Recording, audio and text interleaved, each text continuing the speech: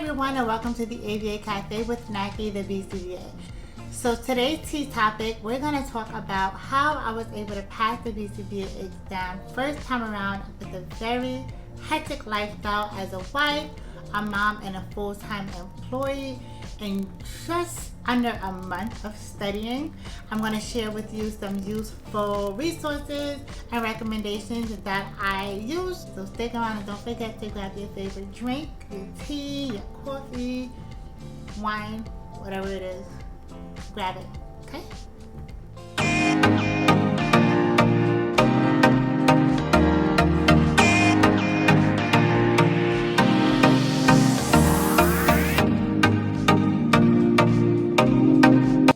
Okay, so what did I use that helped me pass the BCBA exam first time around? Now I'm going to give you a very brief background. I applied to take the board exam around the time where everyone was trying to take the exam before the year was over in 2021. I applied in September and I got approved October 12th. And I stopped October 28th to take the board exam. So I only had about 2 weeks in between the time I was accepted to take the exam to when I took the exam. And before then, I probably studied just a couple weeks leading up to that approval. And I just went all in when I got approved and then decided, you know what, I'm just gonna take it and see what happens. Okay, so the first thing that I did was join a study group. Now when I joined that study group, I wasn't yet studying, so I wasn't familiar with the actual concept of the task list materials. It was more so just getting practice, and during those study group meetings, what we did was went over practice questions. Literally, we just found practice exams that were available for free, or whoever had some past practice exams that they gave to us, and we just went over practice questions. Now the group was composed of aspiring BCBAs that were studying for the exam like myself, but the host of the group was an actual BCBA who had already taken the exam and passed. And so she would hold all the answers while we would deliberate the answers for the questions as we went through them, and then at the end of all the deliberations she would tell us what the answers are, what the answer was, and provide rationale as to why that answer was the answer. I found that very helpful for test taking strategies and techniques to help me iron out the questions and filter through the answer options to find the best answer choice for the question. That gave me ample practice, and I felt like that helped me be very prepared for the exam. The other thing that I liked about study group was that you're able to pick each other's brains. Another person might think of something or remember something and make it easy for them to remember that you might find useful. The other thing is the way they're reading the question and how they're filtering through the answer options and using process of elimination, and those other things I found was very helpful during the study group. So if you are able to join a study group, I would highly recommend you do that. Okay. The next thing I did was use the Pass the Big ABA manual. The Pass the Big manual was handed down to me by my other colleagues that had already taken the exam, and so I did not pay for that resource. For me, it was highly recommended. It's a very easy to read book. Now, disclaimer, I never touched the Cooper book. I never read it, never opened it. I did not have enough time to do that. Time was really of the essence at that point, and so I just needed something really quick and easy, and it was given. That was doing it for me. And so there were several ways that I used the Pass the Big ABA manual. So the first one was, as I was reading the sections, I was taking notes. Now this was the most important part, because when I was taking notes on pertinent information, terminologies, or a topic that I just wanted to be fluent in. And then in doing so, I put it down in my own words. See, the way that I know that I understand a topic is for me to explain it in my own words. if I'm able to explain it to you in my own words without having to refer to the book, then I got it. Simple as that. Another way is I'm also a visual learner. So a lot of the times when I would write down my notes, I would kind of remember what it looked like on my notes because I would write it down and make it appeasing to me, and it helped me retain it like that. So if you are a visual learner like I am, a lot of the time the way that you're writing down your notes or the way that you're visualizing the information will help you retain that as well. Now just be careful though, you don't want to memorize the concepts, you want to understand the concept so that you can apply it into any situation. So the visuals that I remembered or that I memorized were concepts that were constant across the board. So for example, the synonymous terms for the X and Y axis were some of the things that I visually remembered so that I can remember that, okay, the hibiscus goes for this one and the ordinate goes for that one. I visually remembered how I wrote it down on my index cards, which helped me remember which one means what. So that's just an example of what I really use my index cards for and how I wrote down my notes to make it more appeasing for me to remember and easy for me to remember as well, because I had it in my own words. And I would use it constantly all the time. I would hand my husband a stack of cards and say, hey, hit me, quiz me.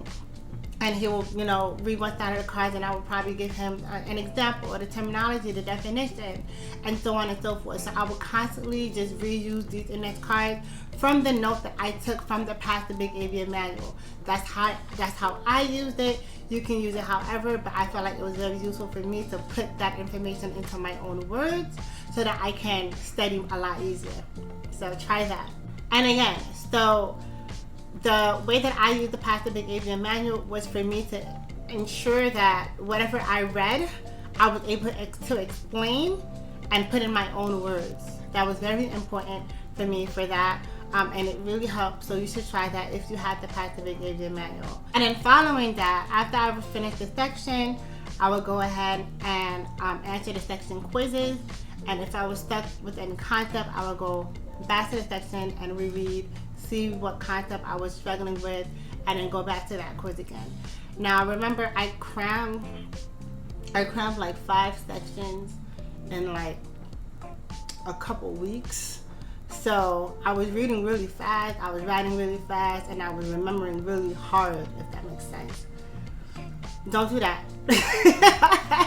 Take your time. I was one of those applicants that were applying to take the test before the end of the year, so that was my excuse.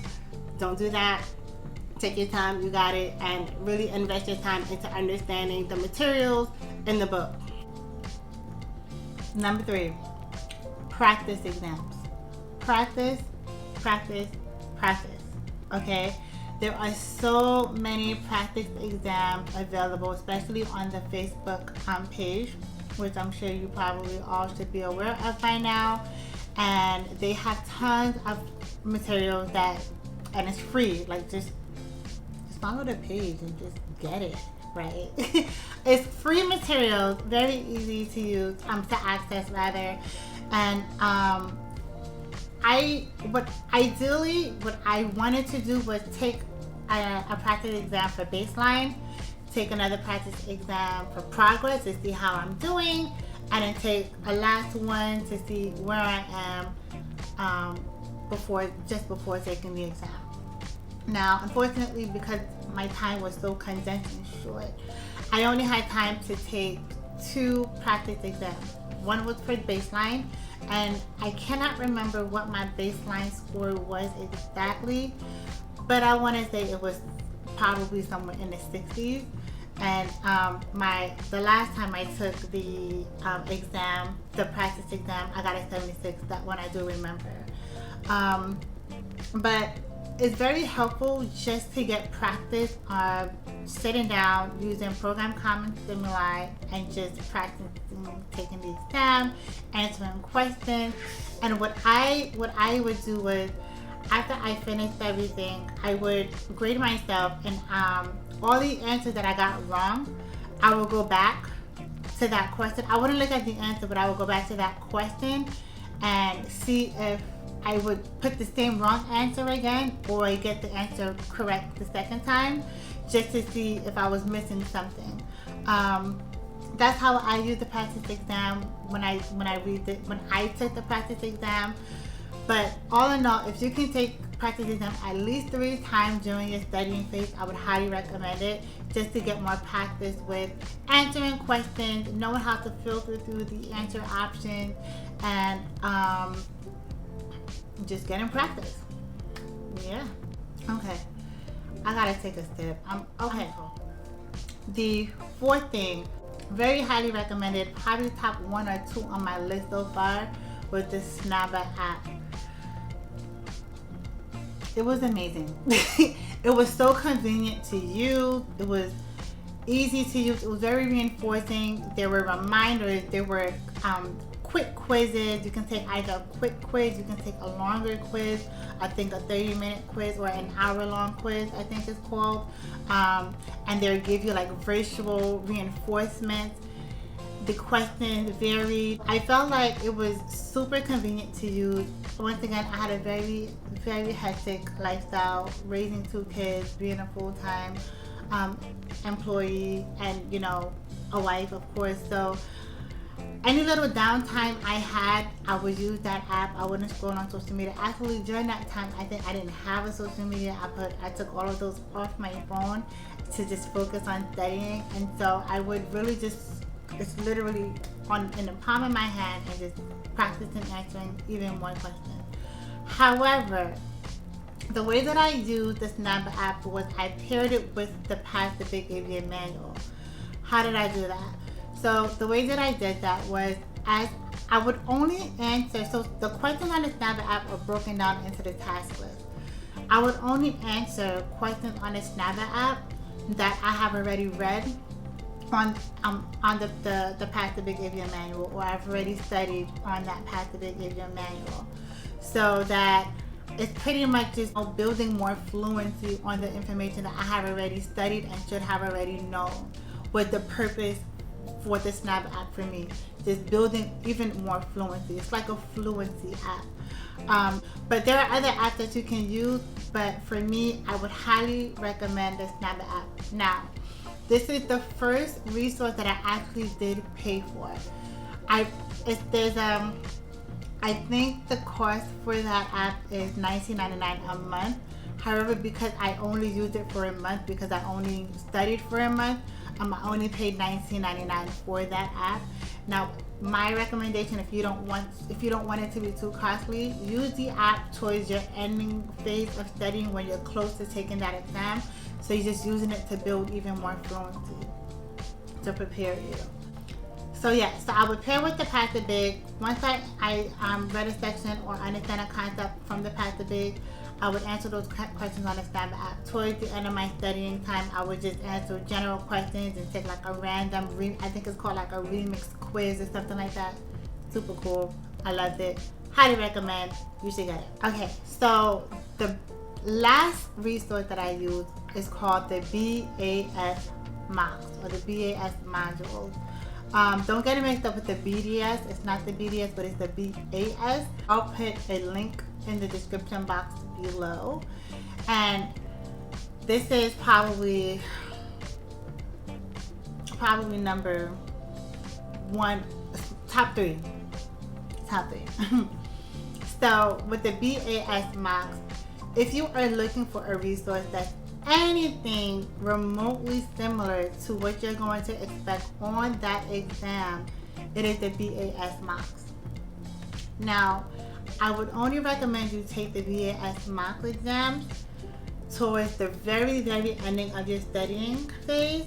So the BAS mock has 2 different types of mocks you can take. You can take the mini mock, which is probably on average like about 25 questions. Or you can take the full mock exam, which is exactly the same that you would expect on the real exam, which is about, I believe, 160 questions. And at the time, the mock is 240 minutes long, just like the real thing. If it's the same. So I took it in the 4th edition. I'm not familiar with the 5th edition. But the way that I used the BAS mocks was towards the ending of my studying, I would take these mini mocks wherever I was. If I had a break during session, if I'm home, if I'm laying in bed, whatever I was doing, I would take those mocks, because the way those questions are written, they're keeping you on your toes. Now it's no longer fluency, it's actually applying what you should know onto the question, because there are questions on there that's like, oh my gosh, what, I have to know this because I studied this, but what is it, right? It was those type of questions. So I would highly recommend you only do those mocks after you finish, establish, and build fluency on the concept of the materials on the task list. So I did that during my free time. And then a couple of days before so I tested on a Thursday. So that Tuesday of that week, I took the full BAS mock. So 2 days before I took the exam, I took the full BAS mock, and I passed. So once I passed that was it. There was no more studying, there was no more books, there was no reading, there was no more. Because you're gonna get to a point where your brain is gonna be so overwhelmed with ABA, you're gonna sleep ABA, you're gonna wake ABA, you're going to eat ABA, you're going to work ABA, you're going to live, it's gonna be everything is ABA. And so your brain is going to feel like there's no room to process anymore ABA, although it's all around us. This is what it's gonna feel like. So I wouldn't recommend you studying just before the exam, because it's only going to feel even more overwhelming. At this point, especially if you're only a couple of days out from the exam, you're at the point where whatever you know, and whatever you don't know, and that's okay. You can still possibly make it through. So those were my recommendations for the materials that I used that helped me pass the BCBA exam the first time, and I felt that really helped me, that I wanted to share with you. I'm going to make another video that's going to discuss actual test taking strategies that I felt was very critical and helpful, that I think everyone should know before taking the BCBA exam.